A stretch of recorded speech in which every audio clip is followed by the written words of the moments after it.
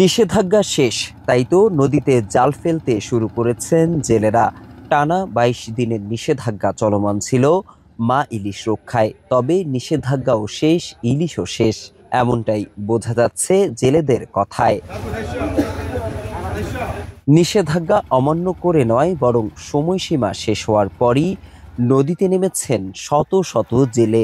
আড়তগুলোতেও শুরু হয়েছে বেচাকেনা। তবে কাঙ্ক্ষিত ইলিশ না পেয়ে অনেক জেলেই হতাশা ব্যক্ত করেছেন।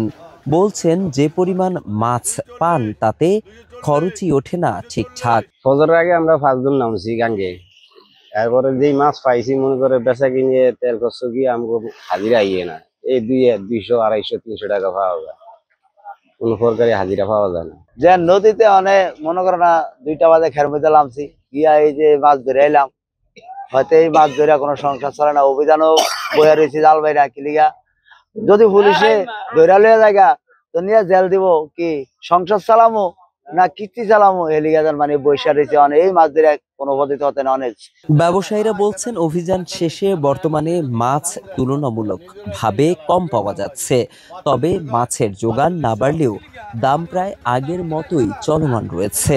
অভিযান গেছে গিয়া, এখন অভিযানের পরে অন্যান্য বছর তো এবার মাছের দাম মাছ একটু কমে গেছে। তবে মাছ তুলনা আর মাছের দাম মোটামুটি ভালো আছে, দাম মোটামুটি চলতে আছে। আর অভিযানে যেই টাইমে আমরা মাছ কিনছি এই টাইমে মনে করেন না, এই এখন অভিযানের পরে মাছের দাম একটু মিডিয়া ঠিক আছে, দাম কম গেছে। অভিযান শেষে কালকে রাতকার থেকে মাছ আসা শুরু করছে, তো তেমন একটা মাছ পায় না জেলেরা। দাম আগের মতো নেই, তুলনায় আগের যা ছিল দাম এখনো তাই চলে, টুকটাক আসতেছে আর কি।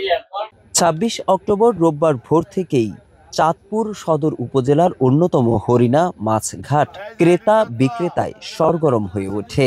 ঘাট সংলগ্ন এলাকা থেকে কিছু জেলে নদীতে নামছে, আবার কিছু জেলে ইলিশ ধরে ঘাটে নৌকা নিয়ে আসছে। ঘাটে ইলিশ ওঠানোর পরই হাঁক ঢাক দিয়ে হয়ে যাচ্ছে বিক্রি। এদিকে জেলেরা নদী থেকে সরাসরি ইলিশ নিয়ে আসে নদী তীরবর্তী ঘাটগুলোতে, যে কারণে টাটকা ইলিশ মাছ কিনতে ঘাটগুলোতে উপস্থিত থাকেন পাইকারি ও খুচরা ক্রেতা বিক্রেতারা। তবে নিষেধাজ্ঞা ও অভিযানের সময়টাতে জেলেরা নৌকা, জালসহ প্রয়োজনীয় সরঞ্জামাদি ঠিকঠাক করায় ব্যস্ত সময়ে পার করেছেন।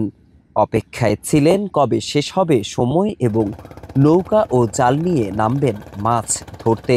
কিন্তু কাঙ্ক্ষিত মাছ না পাওয়ায় জেলেদের চেহারায় হতাশার ভাঁজ।